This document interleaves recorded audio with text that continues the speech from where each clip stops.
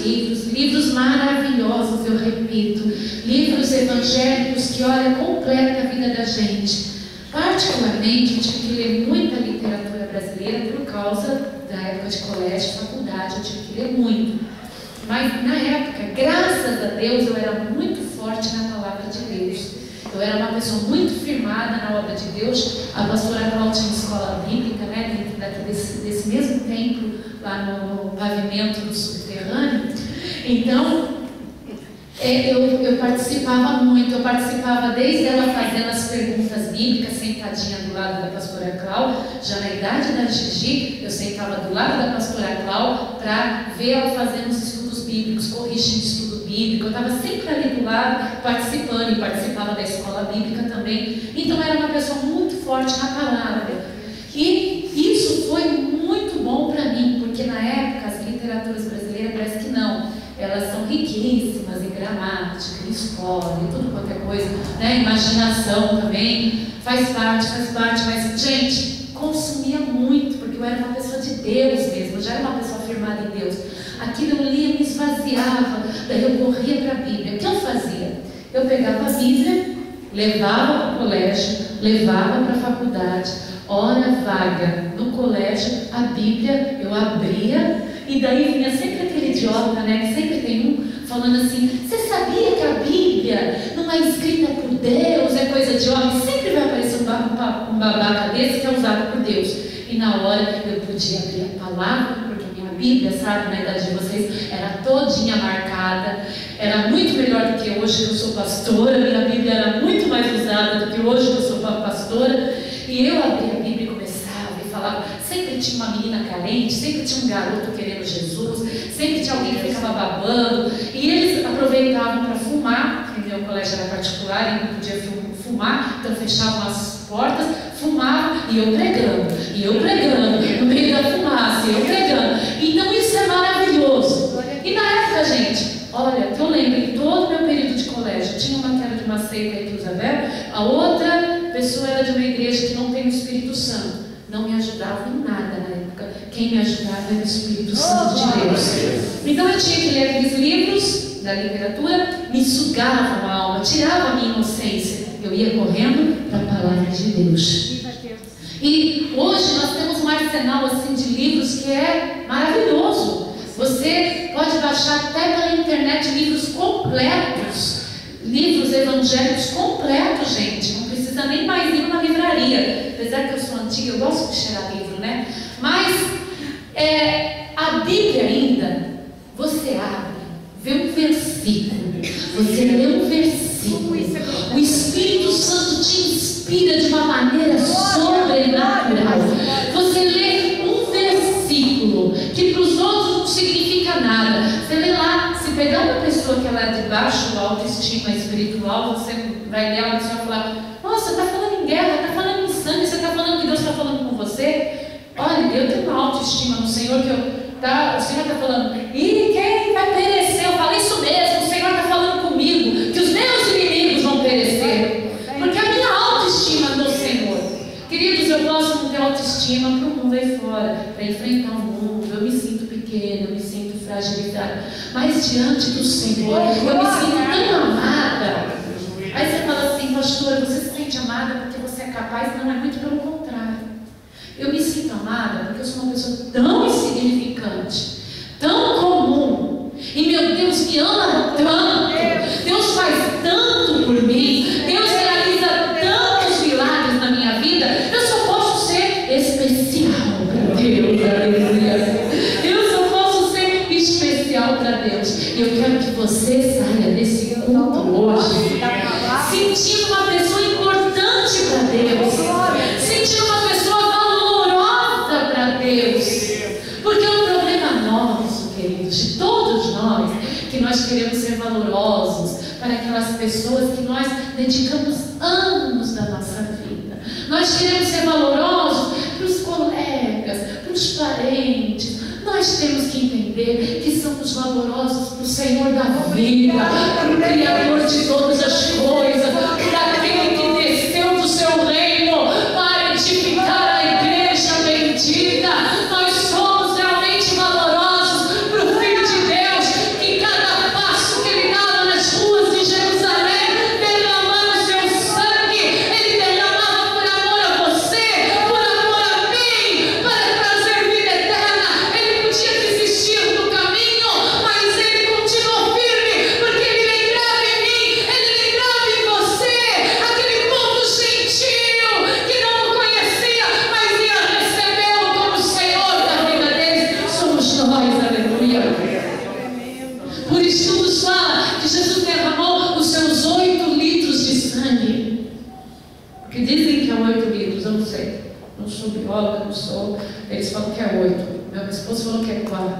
Cada um fala, né? Cada estudo fala o que quiser. Mas enfim, eu sei que Jesus derramou todo o seu sangue. Essa é a verdade. E diz a palavra de Deus que dele saiu água, simbolizando que ele já não tinha mais sangue para derramar, e simbolizando aquela rocha que estava no deserto, quando o povo de Israel atravessava o deserto, e eles reclamavam: Moisés, Arão, você veio nos trazer para morrer de sede nesse deserto.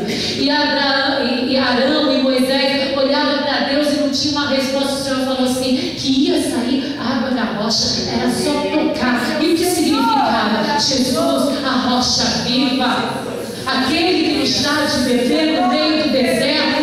E no Filho de Deus, quando transpassaram ele, saiu água de dentro dele, porque não tinha mais nem sangue para sair do corpo de Jesus Cristo. E mesmo assim ele estava ali, ferido, obrigado por amor de nós, para nos trazer vida. E ele não desistiu de mim.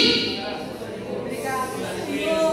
Minha mãe me ama muito, a pastora Cláudia me ama muito, mas eu tenho certeza que há momentos que ela cansa de mim, sim. Eu sei que meu pai hoje já dorme no Senhor, mas há momentos que ele desistiu de mim. Os meus parentes, há momentos que desistiu de mim. Eu sei que meu esposo já há momentos que sentiu isso, mas eu sei um Deus que ele nunca desistiu de mim. Ele caminhou nas ruas de Jerusalém, ele foi até a cruz, ele expirou por mim, mas ele me deu vida.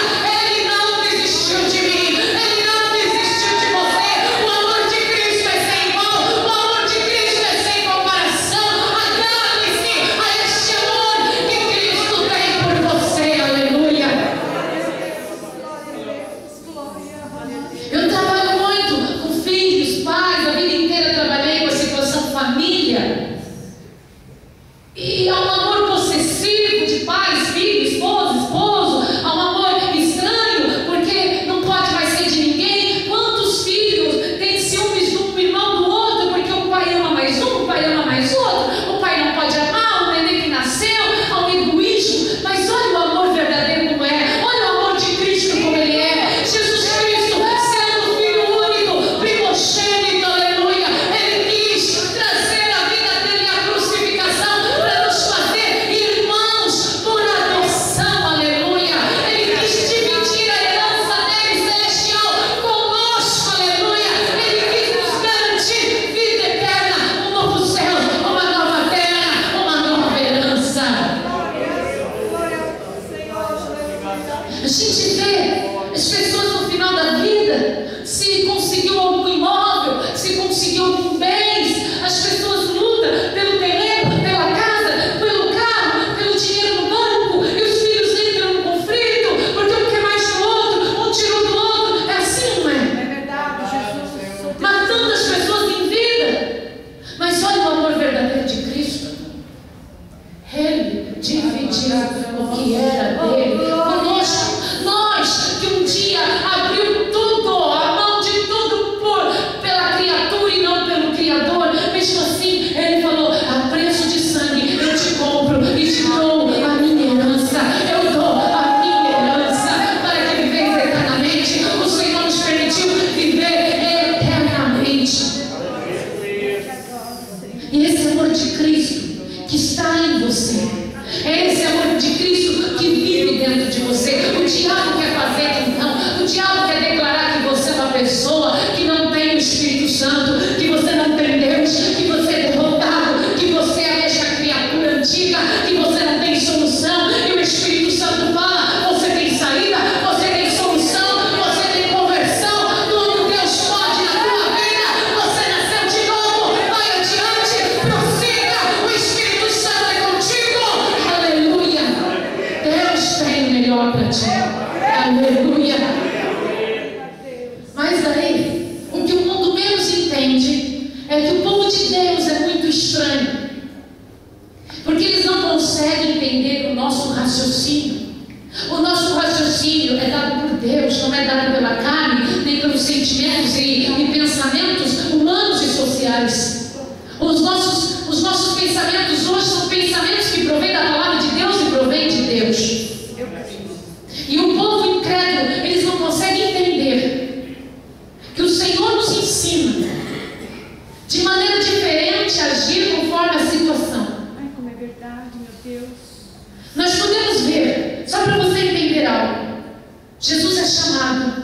leão da tribo de Judá. Mas o inimigo também é chamado de leão. A palavra de Deus fala, e o inimigo, Satanás, fica como um leão rugindo ao derredor, procurando a quem possa tragar. Essa é verdade.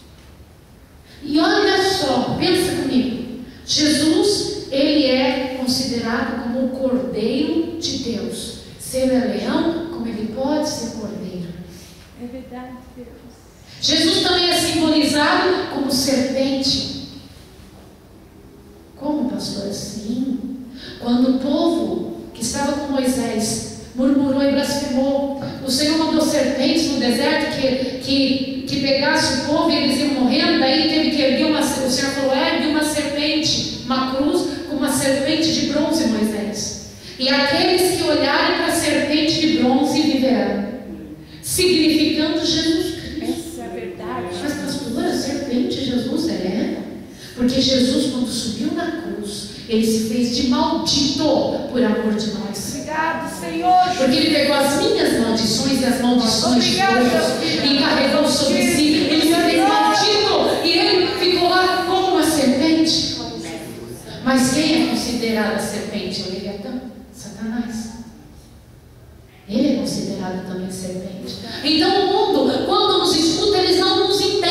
Mas isso já é proposital pelo nosso Deus. Eu creio. Está falando que Jesus é a serpente de bronze que foi colocada no deserto, simbolizando? Está falando que Satanás também é serpente? Está falando que Jesus é cordeiro, mas Jesus é o leão?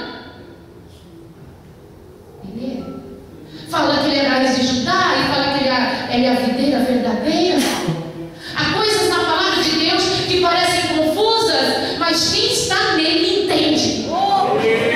É algo maravilhoso. A nossa sabedoria para o mundo é loucura, porque ela provém de Deus. Nós temos um linguajar que é só nosso, nós temos um pensar que é só nosso, nós temos um olhar que é só nosso, nós temos um respirar que é só nosso, porque se nosso reino não é desse mundo, nosso reino é que vem de lá do céu, do trono de Deus, nosso reino é do Pai Celestial.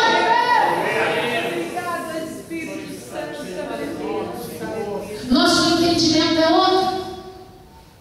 E às vezes quando você chegou novo para Jesus, muitas coisas você não entendia, mas você obedecia. Muitas coisas você não compreendia, mas aplaudia. Muitas coisas você não estava sabendo o que estava acontecendo, mas estava acreditando. Até que ponto o Espírito Santo entrou por completo em você e te fez um grande sábio na palavra de Deus. Aleluia! Que palavra é essa, gente? Que está em todos os idiomas, em todos os dialetos, e as pessoas entendem. Que mover é esse? Que entra em todas as culturas do mundo e consegue ultrapassar as tradições, as culturas e declarar que Jesus Cristo é o Filho de Deus? Que palavra é essa? É a palavra que você tem na mão e eu quero que você tenha na boca e também no coração, para que você possa vencer todas as adversidades desse mundo. Essa palavra é viva. Essa palavra é poderosa. Ela é maior do que os acontecimentos no teu lar. Ela é maior do que os acontecimentos na tua família. Ela é maior do que as lutas que você passa diariamente. Ela é maior do que a enfermidade que foi constatada. Ela é maior do que as suas tradições. Ela é maior do que as suas maldições. A palavra de Deus ela é viva. A palavra de Deus é eficaz. A palavra de Deus é poderosa. E essa palavra, essa noite, quer te levantar mais uma vez. Aleluia. E você pergunta, pastora, como eu devo me comportar? Comporte-se conforme o Espírito de Deus tem nos ensinado. Comporte-se conforme a palavra do Senhor tem sido trazida para você. Eu quero trazer para vocês a palavra humildade e a palavra prudência. Porque Jesus Cristo fala das duas palavras. Jesus usa em algumas traduções seres humilde ou seres simples como a pomba e prudentes como a serpente. Está em Mateus isso. A humildade significa filho da terra. Refere-se à qualidade daqueles que não tentam se projetar sobre as outras pessoas, nem mostrar ser superior a elas. A humildade é considerada pela maioria das pessoas como a virtude que dá o sentimento exato do nosso bom senso ao avaliarmos em relação a outras pessoas. As características da humildade está a cordialidade, o respeito, a simplicidade, como Jesus fala, e honestidade. Sendo uma pessoa honesta não quer dizer que ela é humilde. Sendo uma pessoa simples não quer dizer que ela é humilde. Sendo uma pessoa cordial não quer dizer que ela é humilde. Mas uma pessoa humilde, ela é cordial, respeitosa, simples, honesta e comum. Obrigado, Deus, pela palavra. E essa humildade que o Senhor Jesus se refere quando Ele fala que nós devemos ser como a pomba. Humilde, ele aceita suas obrigações, erros, culpas, limitações sem resistência. Ele assume humildemente o que é imposto. Olha que difícil. Obrigada, Deus. Então Jesus, ele nos ensina a assumir as nossas obrigações, assim como ele assumiu a dele, de ir até a cruz. Humildemente ele foi até a cruz. Porque ele podia falar assim: eu sou o Filho de Deus, Pai, manda essa gente logo para o inferno. Ele humildemente foi na obrigação dele. Agora eu quero só falar para vocês a prudência. Jesus, ele coloca a humildade junto com a prudência. Porque as pessoas têm erradamente a vontade de falar que o crente ou tem que ser idiota ou tem que ser arrogante. Nenhum dos dois. O crente, ele tem que ter o equilíbrio de ser simples e prudente. E quem vai nos ensinar a hora de ser algo ou outro? Quem vai nos ensinar é o Espírito Santo. Bendito é o Senhor. Prudência é associada à sabedoria, introspecção e conhecimento. A virtude da prudência é a capacidade de julgar entre ações maliciosas e virtuosas, não só num sentido geral, mas no tempo, no dado lugar. A prudência é o exercício de julgamento sadio. A prudência é o exercício de julgamento sadio. Quer dizer que o prudente, ele não fica achando que tudo é flores, que tudo é maravilhoso. Verdade, Deus. O prudente, ele sabe julgar. Mas, pastora, o Senhor fala que eu devo ser simples, que eu devo ser humilde, mas ao mesmo tempo prudente? Olha que interessante. Quem vai entender isso? Só quem tem o Espírito Santo. Glória a Deus. Glória. Jesus era humilde, mas ele era prudente também. Quando ele entrou no templo, o que Jesus viu? Mercadores vendendo os objetos e as mercadorias dentro do templo. E era muito errado isso. Aí Jesus pegou o rei pela única vez, e nós nunca mais esquecemos disso, e fez os cambistas saírem para fora. A casa do meu pai! E foi todo mundo embora. Mas Jesus, ao mesmo tempo, era muito humilde. Viva Jesus. Viva Era Jesus. muito simples. Então, o apóstolo Pedro, olha só a bondade infinita de Deus. Porque para entrar Pedro precisava realmente ser muito humilde. Pescador grosso, sem cultura, sem entendimento, atrevido, né, pastor Joilton? Até ele recebeu o Espírito Santo, era atrevido, era o que mais perguntava, era o que mais falava, era o que mais se sobressaía, mas o Senhor Jesus arrebentava. Viva Jesus. Maravilhoso Jesus, né? Maravilhoso. No entanto, o Senhor nos manda ser humildes, porém prudentes. Então, a turma da cá vai falar humilde ou da cá prudente, tá bom? Da cá prudente, o Senhor nos manda ser humildes e prudentes. O Senhor nos manda ser Humildes e prudentes. Quem será que está com mais força, humildade ou prudência? O Senhor nos manda ser humildes e prudentes. Prudente está ganhando, hein? Ele está ajudando, pastor Luana. Olha só. O Senhor nos manda ser Humildes e prudentes. É isso que o Senhor nos manda. A prudência de saber julgar um acontecimento.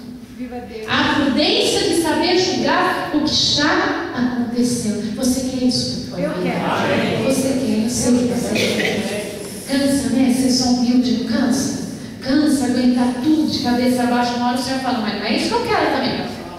O Senhor quer de você prudência, Chega de alguém estar de cabeça baixa, todo mundo te explorando, todo mundo achando que você é aquele cabaço, aquele pau-pé, todo mundo sabe fazer de você o que quer. Não é isso que Deus quer de você. Deus quer humildade quando se trata da obra dele.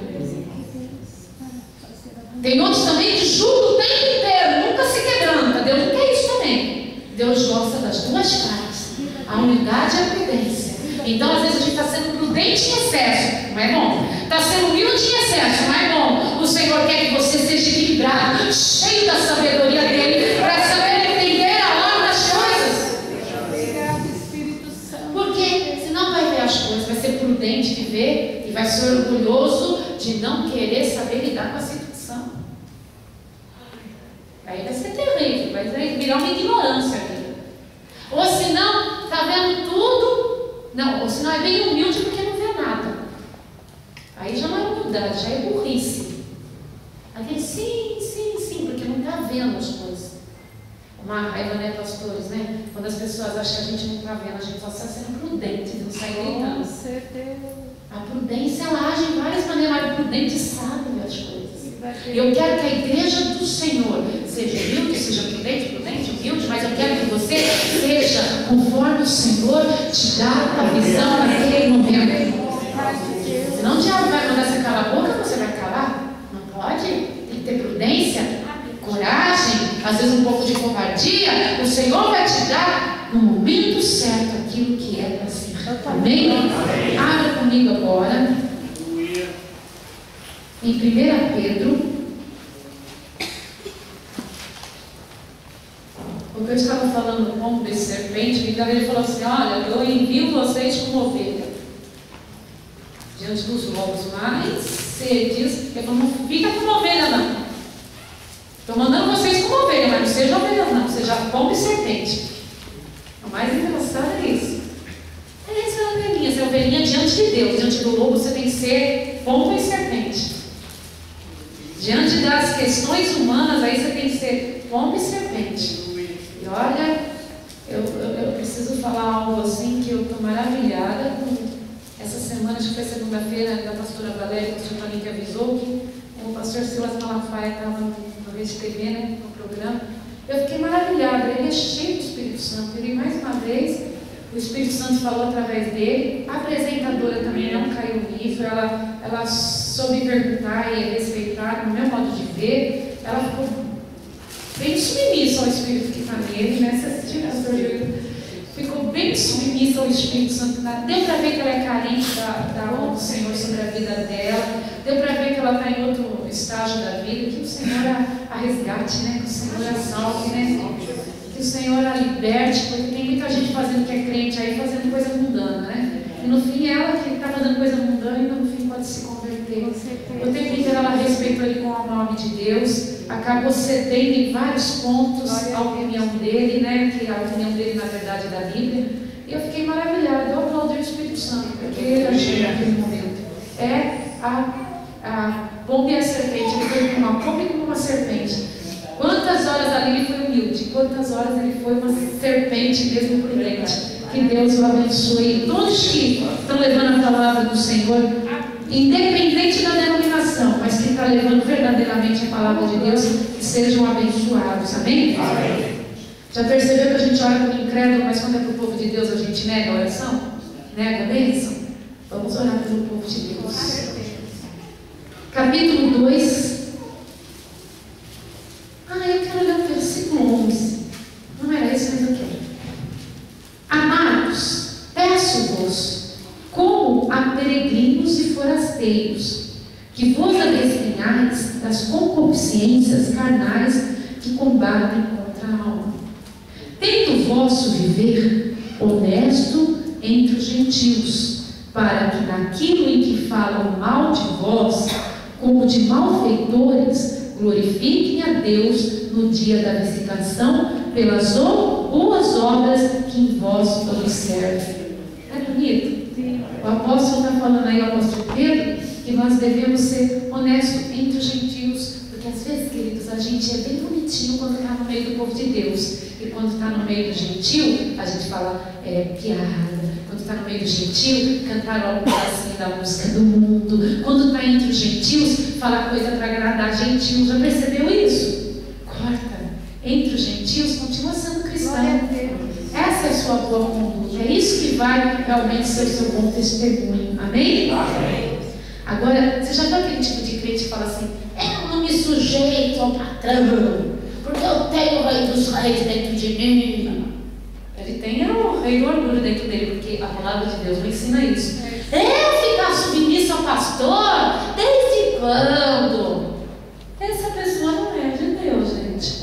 Porque a palavra de Deus, ela nos ensina outra coisa. Com certeza. Eu ficar sujeito à minha autoridade? Não, o que está em mim é maior, o que está em mim é melhor. O que está neles, não que traiu Deus lá, queria o lugar de Deus no monte do Altíssimo, porque a palavra fala aqui, ó: sujeitai-vos, pois, a toda ordenação humana por amor do Senhor, quer ao rei como superior, quer aos governadores, como que por ele enviados para castigo dos malfeitores e para louvor dos que fazem o bem. Porque assim é a vontade de Deus, que, fazendo o bem, tapeis a boca da ignorância dos homens loucos, como os livres e não tendo a liberdade, e por cobertura da malícia, mas como servos de Deus. Honrai a todos e amai a fraternidade, temei a Deus e honrai o rei. Linda palavra. Bonito, né, gente? A pessoa que não é submissa, ela ainda não entendeu Deus, porque há uma burocracia assim, há uma diplomacia assim, e a palavra de Deus nos ensina isso, nos ensina a honrar patrões, nos ensina a honrar os senhores, os patrões honrar os empregados, mas os empregados honrar o pastor, ou o patrão. Então nós temos que entender isso. As pessoas às vezes vêm falando mal do patrão, mal como se fosse um animal, sabe? Aquela coisa horrível. Eu falo, não, não é assim. Ali do outro lado, o Senhor nos ensina a honrar os patrões. Essa palavra. É a mãe. Olha, se essa palavra tivesse sido entendida, hoje não tinha professoras sendo agredidas, porque elas já foram, e professores, autoridades dentro de uma sala de aula, hoje não são mais. Diretores de escola já foram autoridades nos seus colégios, hoje não são mais. Né? Eram respeitados, hoje não são mais. Os pais eram autoridades dentro da casa, não são mais. Os ministros de igreja eram autoridades dentro das igrejas, hoje não são mais. São manipulados por qualquer criança, por qualquer homem chato, por qualquer mulher ranzinza.